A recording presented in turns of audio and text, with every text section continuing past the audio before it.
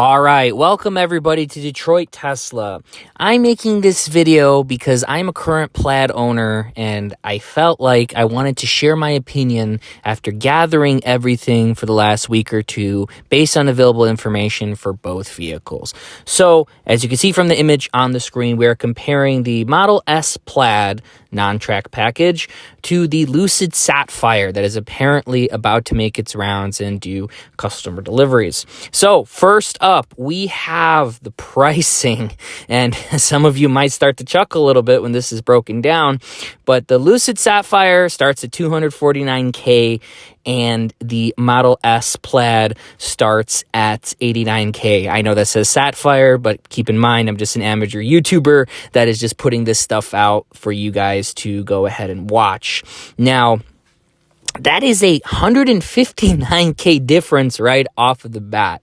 All right. There has to be something in this information that I'm going to present to you that is worth that much extra money, and based on the numbers that I'm going to provide you. Now, I live in Michigan since the channel is Detroit Tesla, obviously. So I put on 6% Michigan sales tax because that's how much I paid and every vehicle pays in the state, unless you register the vehicle in one of those beautiful states where you don't have to pay that under some type of law or some type of way to get around that. But we're looking at Michigan. So the Lucid Sapphire with 6% Michigan sales tax is $263. Add on a couple grand on top of that for transport fees and a few other things that Lucid is going to tack on. Same thing with Tesla. That is not in the number that is in the parentheses. But still, even then, it's just like, wow. Like, let's get into these specs and see if, Lucid is actually charging something worthwhile that is $159K difference. Even on that $95,389 with the 6% Michigan sales tax on the Plaid, let's put on the $15K track pack for the Lucid fanboys, and you're still at 110. Yeah, I mean, you're still at, my math isn't best, but you're still at like 130, 140 difference.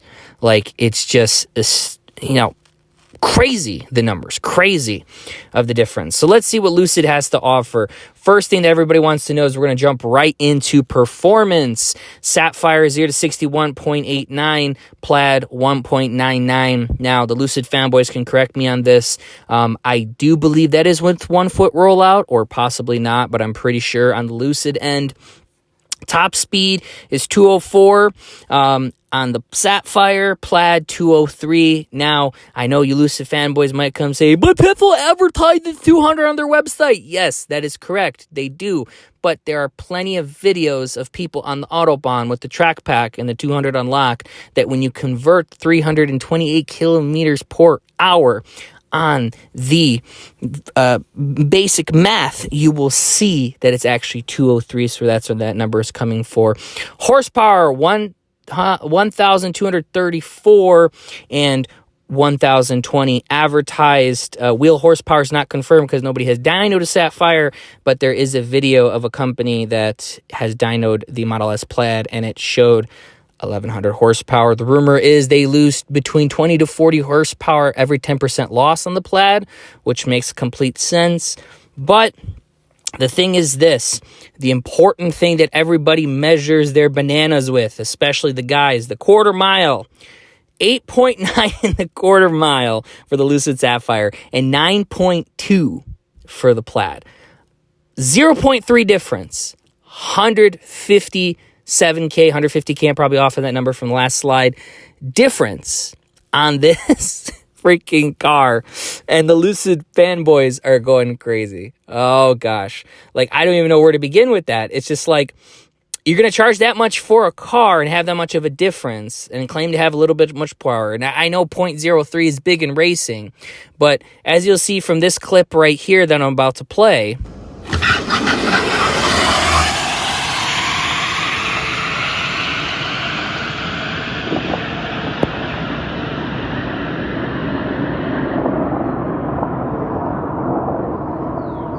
there isn't such a huge difference in the actual paper number, but there is a difference on the actual, drag strip. 0.2 isn't crazy. If you guys go over to Haggerty Racing, I believe it's called, you'll see the Sapphire prototype earlier this year, a couple months ago, whenever it was, race a Bugatti, a higher end bike, and a Plaid, and the Sapphire just blows them out of the water. But that's a prototype, because the way that it looked like it gapped the Plaid, that is more like 8.5 second car, okay, which we'll get into the power and the voltage and all that in the next couple slides. But it should be doing a lot more out the gate, and as you saw from that video, it was only a 9-second pass, 9-second, pretty much almost flat. 0.2 isn't that big of a difference. But let's move on to our next slide, which comes in. Now, I'm going to read these from the bottom because it goes with the last slide, the voltage. Now, for those of you that understand Ohm's law and power, that if you go ahead and do voltage times amps, you will get more watts. Now, that is a plus to the Sapphire, but the Plaid only has a 400-volt system, so they are limited. And plus, the big factor of limitation here is the battery technology, right? Now, do they have to go to 800-volt system on the Plaid? No, they could do a 500. They could do a 450. And they could easily achieve what Lucid's doing with a 4680 battery pack and maybe not even changing the voltage. Because if you guys remember, the Plaid was supposed to come out with the Plaid and the Plaid Plus, but then they realized that nothing in production. And truly, as you can see from this Sapphire comparison, really comes close. And after driving the Plaid for almost about 6 months now, that holds true, because a lot of people don't want to race you to begin with, let alone, actually something coming close, unless it's very heavily built. Now, the charging network, because we're going from bottom to top, right?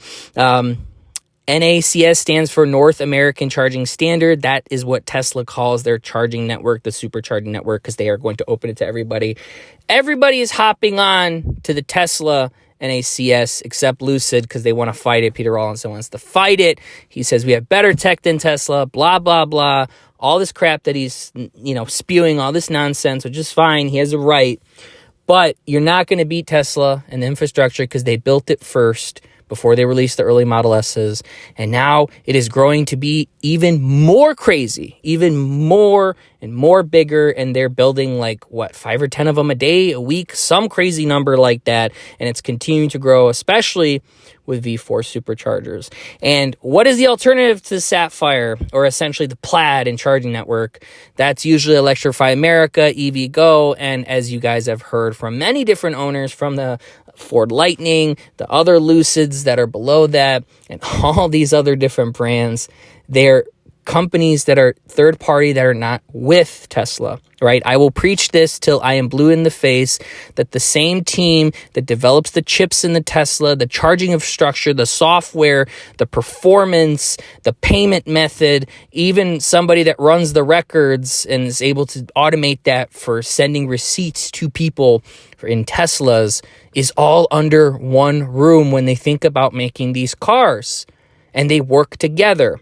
Now, I'm not saying Lucid doesn't, but when we jump into the whole network, that network is developed by the same company in-house. They don't have a third-party company for this, for that, for this.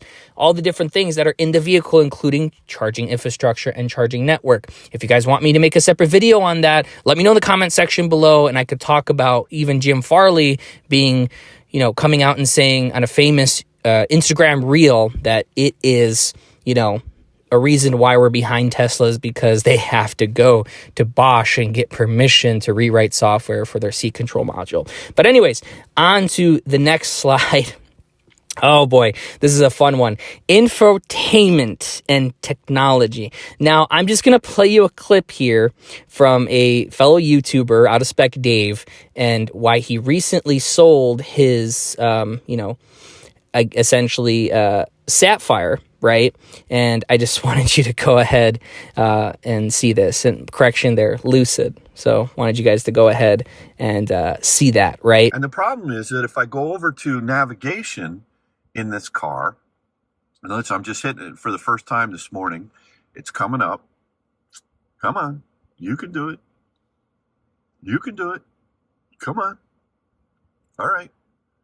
I mean, that should be a little bit snappier in my opinion, but that isn't even my wish. I mean, if it takes a little bit of time for it to come up, so be it. And now I'm going to go ahead and play to you, a clip from Plaid launch day of how quick their system is on the Plaids and, you know, capabilities, PS5 capabilities, all that fun stuff. It's not PS4, it's PS5. So I think there's never been a car that has state-of-the-art computing technology, state-of-the-art infotainment, where this is literally at the level of a PlayStation 5. So, yeah, I mean, if you think about the future where the car is often in autopilot or full self-driving mode, then entertainment is going to become increasingly important. So you're going to want to watch movies, play games, use the internet, just little things you want to do if you're not driving. And this is actual PlayStation 5 level performance. So we're going to try to do a gaming demo.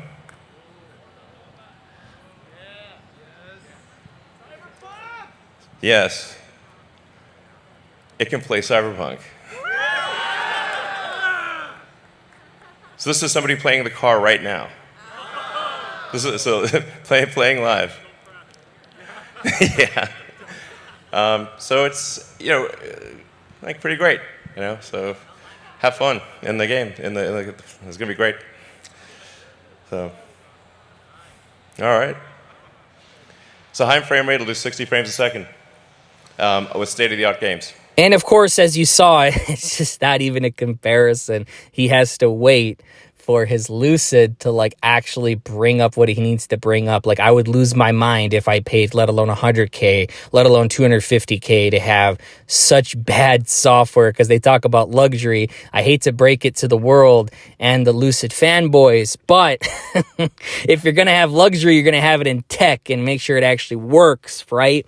And of course, coming over to the big thing that is very controversial, self-driving. Yes, my channel is, surrounded by that. I'm branching off and doing different content. Long story short, not to digress, but you have the self-driving. It works. I drive with it every day. There's, different things and different situations that it needs to improve on. V12 is coming out. Make a separate video about that, in a different time, but it works. Like, I didn't even think I could find a video of Lucid's Dream Drive Pro, let alone it actually working, let alone like having all the sensors and all this unnecessary input going into something like this, right? It's just crazy to me, that people, talk about these next things when it comes to, build quality, gimmicks, and what, the car should and shouldn't have been. So essentially, for the price, in my opinion, that Lucid is charging, I mean, I would want to see an 8-second quarter mile for that price. I know people think that's crazy. Yeah, but they said the Model S Plaid couldn't do it for the price point, even at 150K when they came out, 130, 140, 150K around there, and they did. So if you're going to charge double that, essentially almost a 300K car, 275K car, I'll give the Lucid fanboys some slack there. I would want to see 8, 8.2, 8.3 for what they're charging. Now, they would probably have to do a quad motor. They wouldn't have to change much in the voltage system because they're already doing 800 volts, but that's my opinion. Now, on the Plaid side, to give the Lucid fanboys a little bit of excitement, essentially, you're looking at, right, the Plaid Plus, right? That was supposed to be a thing. It was Plaid Plus. Supposed to do 9 seconds flat with the 4680s, probably 8.9, similar to what Lucid is advertising. They didn't do it because, like I mentioned earlier in the video, that Tesla realized that we don't need to do this. Let's, continue to stack these 4680s for Cybertruck and future products like Roadster and stuff like that. Roadster V2, that is. And let's just release this because nothing's going to come close in performance out of the factory, which was the damn truth. And it still is. There's nothing in combustion that comes close. They have to go hybrid. Even that new Lamborghini, the new Ferrari SF90, all those don't even, they're closer, but they're still not close to even gapping a Plaid. Now, personally, for me, this is my opinion, right? Like this entire video, I think massage seats are so silly in a car. I've been in one. I've been in a Mercedes, a BMW that's had them. I know what they feel like. I personally just hate massage seats, even the ones that you can buy at home. I just think they're gimmicky. If I want a massage, I'm going to go to a massage parlor. They're going to go ahead and do that. Now, Tesla does have their fart mode. It's a little gimmicky. I get it. It is kind of fun in a way, but that is also gimmicky. I'll give the Lucid fanboys that. Now that, gimmicks, I guess you can say that's pretty much it, but tilt screen on both. I didn't list it on the Sapphire. Tilt screen comes on the, what they call the refresh Model S and X, the late 22 builds. Mine is an early 22 build, so I don't have the tilt screen, and that's why I bought mine used, because that is the reason I wanted that. I thought the tilt screen was not gimmicky, but more that's just another thing that could potentially break, and not because of Tesla's bad build quality, which we'll get into next between the two vehicles. Just holy crap. I didn't like the way it moved. I just don't like that idea. I like where the screen is and, stable and non-moving.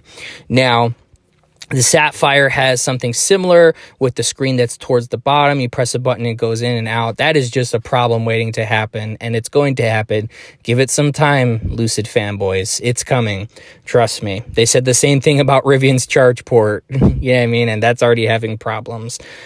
So build quality, right? Because that's what the Lucid fanboys are arguing in the internet, or the anti-Tesla people, whoever it is that, or even people that, claim that they were waiting for something better and didn't like Elon or the Plaid or whatever. Build quality. I've sat in a Lucid. I don't see a difference in material, okay? They're using Alcantara. They're using the fake leather. They're using all the same things, and it's pretty minimalistic, okay? The ride quality feels the same. I haven't been in a Sapphire, okay? I'll give you that, Lucid fanboys, but I have been inside of a Lucid, right? Whatever the one underneath the Sapphire is, the Grand Touring Air or whatever you guys call it. So I think they're built fine. I think every company, in my opinion, has their build quality issues, from Tesla to Rolls-Royce to Ferrari to Lucid to Ford to Chevy. And, that is pretty much my opinion and everything that stands on that. I just don't think the extra, even 50K, 60K, 100K, let alone 150 to 156K, is worth the extra build quality that they claim, which I think that's just overhyped on the internet about Tesla. So this is it. This is the conclusion of my comparison from the Sapphire to the Plaid. Hopefully this will help you in your purchase. Not that, this video is about purchase, but while, the Lucid hasn't come out and it's creating some buzz, I figured I'd put out this video. So this is Detroit Tesla signing off. Thank you so much for watching.